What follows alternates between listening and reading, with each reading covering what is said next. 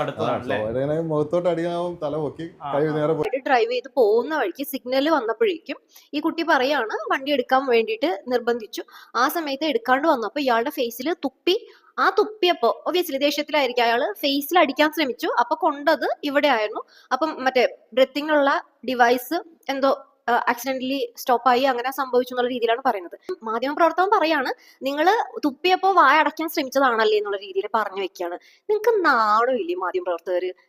ശരിക്കും reporter channel Arunkumar വരെ ഇതിരുന്നിട്ട് പറയുമ്പോൾ താങ്കളിപ്പം നാട്ടിലൊക്കെ അവസ്ഥയൊക്കെ എങ്ങനെയുണ്ട്, റോഡൊക്കെ നന്നായിട്ടുണ്ടോ, ഈ ചാനലുകളിലൊക്കെ ഇത്രയും കാണിക്കാൻ ഇയാൾ വല്ല ഇന്ത്യക്ക് വേണ്ടി മറ്റേ കളിച്ച് ട്രോഫിയോ അല്ലെ മെഡലോ ഒക്കെ വാങ്ങിച്ചിട്ട് വന്ന ആളാണോ?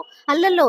ആക്സിഡന്റലി ആണെങ്കിലും അല്ലെങ്കിലും അയാൾ ഒരു കൊലപാതകം ചെയ്ത ഒരാളാണ്. ഒരു ഡിസേബിൾ ആയിട്ടുള്ള ഒരു കുട്ടിയെ കൊന്നിട്ട് വന്ന ഒരാളാണ് അല്ലെ. എന്നിട്ട് അയാളുടെ ഭാഗത്തുനിന്ന് രക്ഷിക്കാനുള്ള പ്രവർത്തനം പോലും ഉണ്ടായിട്ടില്ല എന്നുള്ള രീതിയിലാണ് വാർത്തകൾ അന്ന് വന്നത്. കൊലപാതക കുറ്റത്തിന് അത് അറിഞ്ഞോ അറിയാതെയോ ആണെങ്കിലും അങ്ങനെ ഒരാളിപ്പോ രക്ഷപ്പെടുത്തി കൊണ്ടുവന്നു.